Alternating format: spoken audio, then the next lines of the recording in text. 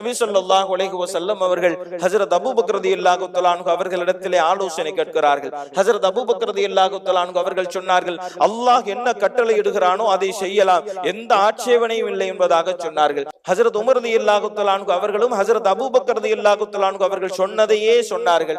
ஆனால் மதீனா வாசிகள் அன்சாரிகளில் யாராவது கருத்து சொல்ல வேண்டும் என்று நபி அவர்கள் ஆசைப்பட்டார்கள். அதை உணர்ந்து கொண்ட ஹஜ்ரத் சஅத் இப்னு முஆத் ரலியல்லாஹு தஆலா அன்ஹு அவர்கள், யா ரசூலல்லாஹ், அன்சாரிகள் சொல்ல வேண்டும் என்று நீங்கள் எதிர்பார்க்கிறீரா என்பதாக கேட்டார்கள்.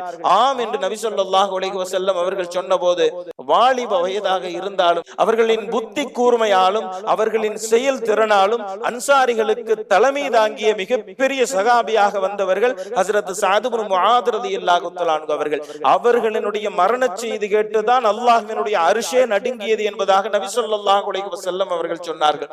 அவர்கள் சொன்னார்கள், யா ரசூலல்லாஹ், உங்களை நாங்கள் ஈமான் கொண்டிருக்கிறோம், நீங்கள் கொண்டு வந்த மார்க்கத்தை ஏற்றிருக்கிறோம், உங்களோடு நாங்கள் செய்திருக்கக்கூடிய எல்லா ஒப்பந்தங்களையும் நாங்கள் நிறைவேற்றுவோம், நீங்கள் என்ன முடிவெடுத்தாலும் சரி நாங்கள் அதற்கு கட்டுப்படுவோம், போர்க்களத்தில் எங்களுடைய உறுதியை நீங்கள் பார்ப்பீர்கள், உங்களுடைய கண்களுக்கு கண்குளிர்ச்சி அளிக்கக்கூடிய காட்சியை இந்த அன்சாரிகளில் நீங்கள் பார்ப்பீர்கள், எங்களிடத்தில் நீங்கள் எதை விரும்புகிறீர்களோ அதை எடுத்துக் கொள்ளுங்கள், எதை விரும்புகிறீர்களோ அதை விட்டு விடுங்கள், நீங்கள் விட்டு விடுவதை விட நீங்கள் எடுத்துக் கொள்வதை கொண்டே நாங்கள் சந்தோஷப்படுவோம், நீங்கள் யாரோடு நட்பு பாராட்டுகிறீர்களோ அவர்களோடு நாங்கள் நட்பு பாராட்டுவோம், யாரை நீங்கள் பகைத்துக் கொள்கிறீர்களோ அவர்களோடு நாங்களும் பகைத்துக் கொள்வோம், எனவே எந்த முடிவெடுத்தாலும் சரி உங்களோடு தோளோடு தோள் நின்று போராடுவதற்கு அன்சாரிகளாகிய நாங்கள் தயார், ஒருவரும் பின்வாங்க மாட்டோம் என்பதாக உத்தரவாதம் தந்தார்கள்.